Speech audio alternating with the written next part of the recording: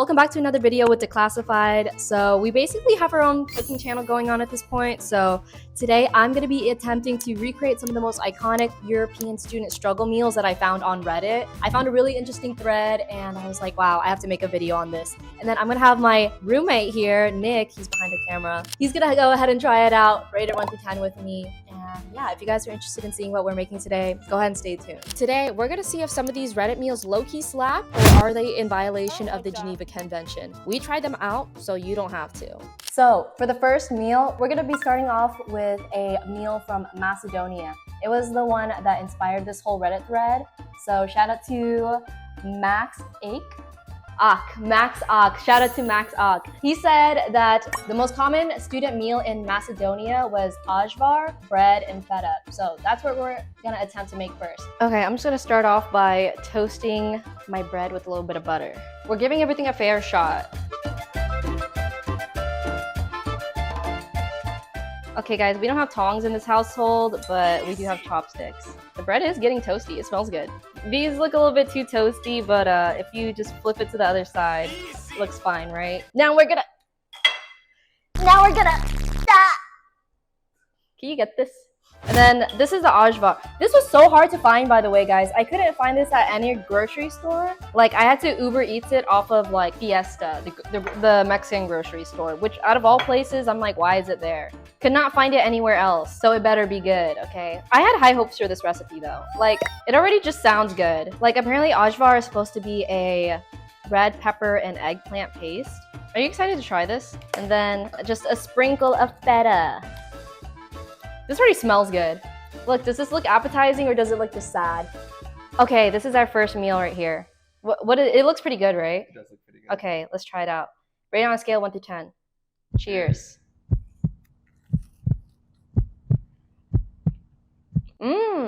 That's good. It is good. Who made this?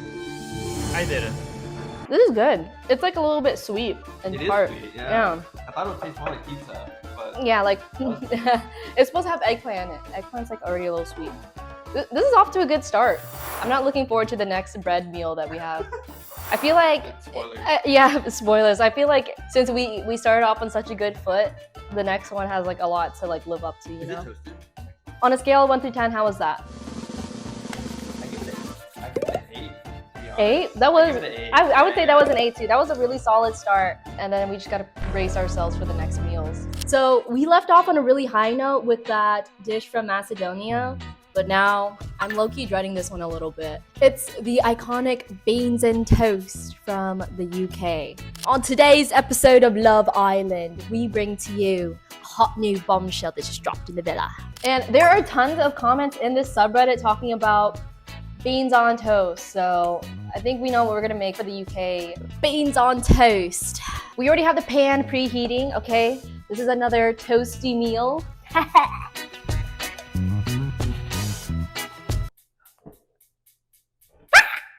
oh shit!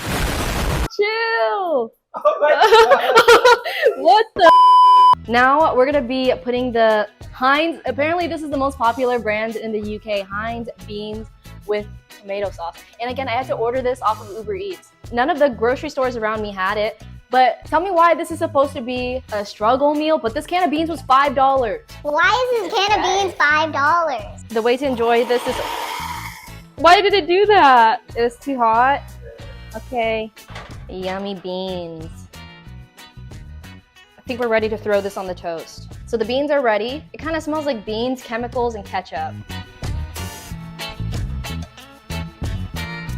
And then we get some cheddar cheese. A few minutes later. I had to debate whether to get this or not, I'm not gonna lie. When I was just looking it up, everyone just said beans and toast. But on Reddit, they were like, if you wanna make it taste really good, or if you wanna like make it fancy, you add cheese on top. And I was like, you know what? I'm gonna give it a fair shot. I don't want my food to taste bad. I don't wanna hate this, so the UK people don't come after me.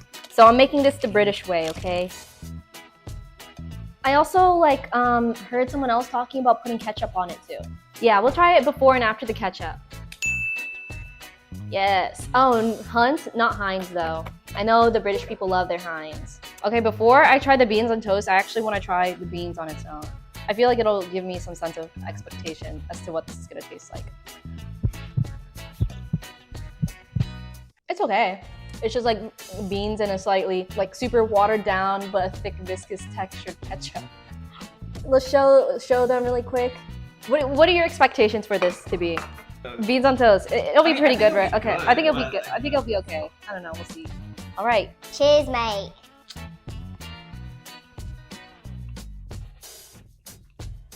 I feel like the cheese makes it really good. It is good, but it's so soggy. Yeah, the beans make the toast really soggy. Or on a scale of 1 to 10, what do you rate the beans and toast? The British people are watching you too, by the way. I thought it would be higher, but I'm probably thinking like a 3. That low? I feel like it was. Like a 4. Okay. I wouldn't eat this. I wouldn't eat this normally. Really like a 4.5, 5. I would say this is a solid 5. The cheese, I just like anything with cheese on it. It's a 5. I agree. It's a 5. Okay, wait, we need to try it with the ketchup. Let's try it with the ketchup. I saw a TikTok. Disaster. See, I told you. This thing is okay, scary. fine, This thing fine. is scary. You're right. Cheers. It looks like so. I don't even want to say. I made it worse. Okay, it tasted different, but I wouldn't say it makes it better. It's just like an alternative. Scale of 1 to 10, again, after ketchup, same? I agree. Next dish. So, for our next 2 dishes, hailing from the land of wine and romance, we have pasta, but student depression meal pasta. I wanted to compare these 2 different dishes because on the subreddit, these were 2 of the most common ones. So for the first dish we were gonna do is pasta with pesto and cheese, and then pasta with canned tuna. I have a good feeling about the pasta and pesto, but I don't know about the canned tuna. So we'll just have to see. All right, so I have my pasta. The water's already boiling. Make sure you salt your pasta water, guys. Okay, now we're just gonna let the pasta cook. A few minutes later. For these last 2 super authentic pasta dishes from Italy, I'm gonna make the pesto one first. HEB Deli pesto. That's how you know it's authentic. Imported right from Italy. And we're gonna throw a little bit of mozzarella cheese on there. Mozzarella cheese. I have a feeling this one's gonna be good. I think I should microwave this. The cheese isn't melting anymore. Mozzarella cheese. So the next one, this one worries me a little bit. I don't know if I'm supposed to mix the tuna juices in there too, because this thing is really soupy, and I'm not gonna lie, it smells really bad. Like, I can smell this can of tuna from across the room. Do I mix in the tuna juices? I don't know, guys. No, this one actually smell it. Come here and smell it. It just smelled like tuna. Canned tuna. All right, so we have our 2 competitors. Pasta with pesto and mozzarella cheese, and pasta with just canned tuna. Let's try it out. Which one should we try first? I'm trying this one. You're gonna try that one first? Zoom in on his reaction. Oh my god! You got such a big... And I can tell your faces. Why'd you eat so much? What's the rating on this one? Let me try it too, actually. I don't like that. Like, the pasta juices are like coating the noodles. I just don't like the way the juices are like coating the noodles, so it adds like a slightly like watery texture. Okay, what's our rating for just the pasta and tuna? Like I can agree on that. Yeah, like a 2 out of 10. Now we add the mayo. Oh, there's like a little red speck in there because... However much I want. Yeah, boy. Oh my god, who's eating this? It smells. Oh, you got a big ass bite too. Oh, you got some white sauce on your lips, by the way. Uh-huh. I'm not taking a bigger bite as you guys. Cheers. I think the mayo helped it out a little bit though. It's not horrible. How is it? It's not the worst. You know, I think it's better like this than it was before. Okay. I would give this a 4 out of 10. If it was before the mayonnaise, it was like a 2 out of 10. After the mayonnaise, like a 3.5 out of 10. Wait, no, stop.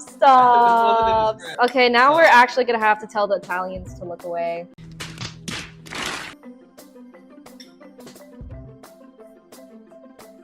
Cheers. The British beans actually do make it taste better. Nice. Maybe this is what it's about.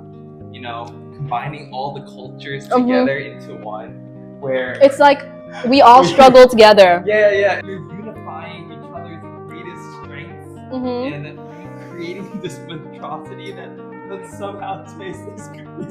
Maybe the real struggle meals is not because of the food or because of what we're struggling with. It's because we're not struggling together.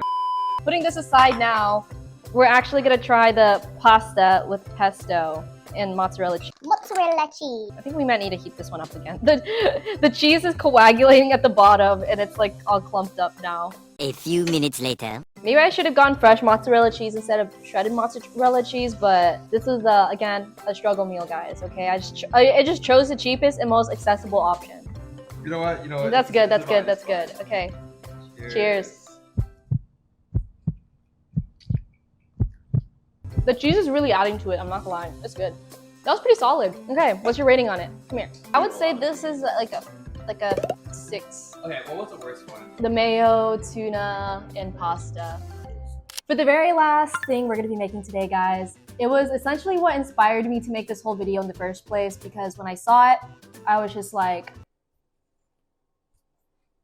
European people, you need some help. This was a Swedish dish, actually. It's called macaroni with falukorv. Falukorv. I believe that's how it's pronounced. It's apparently a very cheap sausage, and you eat it with ketchup. But when I heard that, I was just like, no.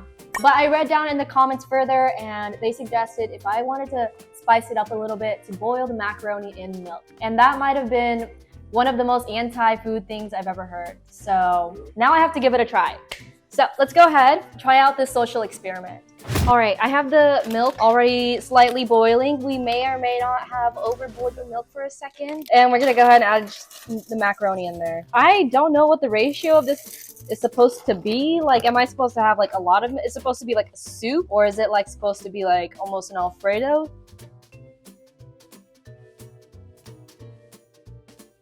Just to make this sound a little bit less vile, I'm gonna add a little bit of salt and pepper into there. Is this gonna help? Is it gonna make it worse?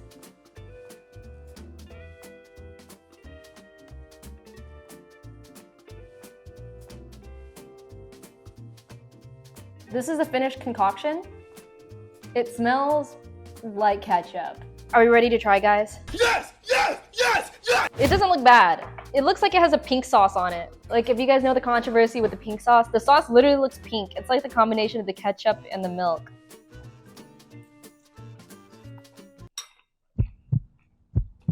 It's not horrible. It's not. It's not. No, there's no cheese.